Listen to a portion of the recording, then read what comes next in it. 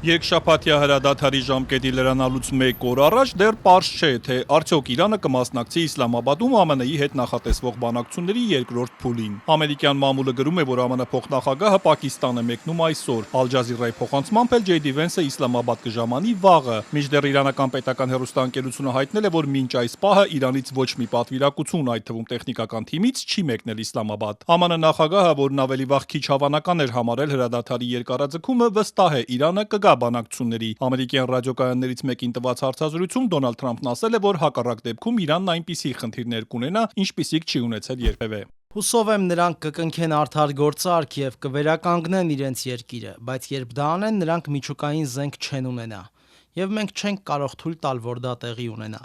Դա կարող է լինել աշխարհի կործանումը։ Սպիտակ տան ղեկավարը նաև վստահեցրել է, Իրանի հետ գործարքն իր օրոք ավելի լավն է լինելու, քան 2015 թվականի միջուկային համաձայնագիրը։ Հենց Թրամփի առաջին պաշտոնավարման ժամանակ ԱՄՆ-ն դուրս եկավ այս գործարքից։ Իրանի խորհրդարանի խոսնակը հայտարարել է, որ Թրամփը չի կարող Իրանին որևէ բան պարտադրել։ Ըստ Մոհամմադ Բաղեր Ղալիբաֆի, նրան այդ հարցում չեն օգնի ոչ իրանական նավահանգիստների շրջափակումը, ոչ էլ հրադադարի խախտումները։ ԱՄՆ-ն պարզապես փորձում է արդարացնել պատերազմի վերսկսումը, սակայն Իրանը պատրաստ է ցանկացած սցենարի սոցցանցում գրել է նա։ Մեզ համար անընդունելի է սպառնալիքների ստվերի տակ բանակցություններ վարելը եւ վերջին 2 շաբաթների ընթացքում մենք պատրաստվել ենք մարտի դաշտում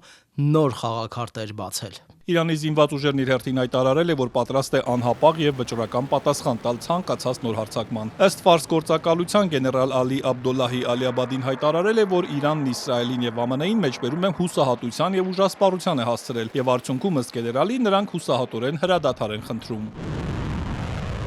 Ու մինչ պարզ չէ, թե արդյոք Պակիստանում բանակցություններ տեղի կունենան, Իսպանիան, Սլովենիան եւ Իռլանդիան դիմել են Եվրոպական միություն, որպեսզի կասեցվի Իսրայելի հետ ասոցացման համաձայնագիրը Գազայում, Արևմտյան ափում եւ Լիբանանում մարդու իրավունքները խախտելու համար։ Իսպանիայի արտգործնախարարն ասել է, որ Եվրոպական միությունը ըստ Դաշինքի կանոնադրության Իսրայելի հետ հարաբերություններ կարող է ունենալ միայն մարդու իրավունքների հարգանքի հիման վրա։ Բելգիայի արտգործնախարարն էլ ասել է, որ Իսրայելի վերաբերմունքը խորապես խնդրահարույց է եւ դատապարտելի։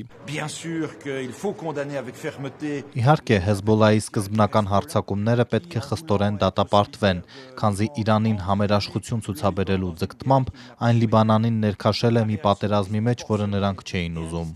Իսրայելի անհամաչափ արձագանքը խորապես խնդրահարույց է եւ դատապարտելի։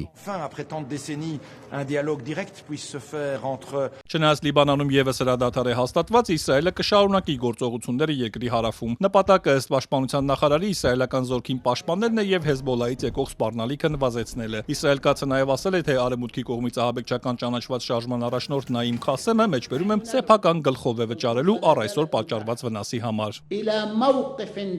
تاريخي بطولي بإلغاء هذا اللقاء التفاوض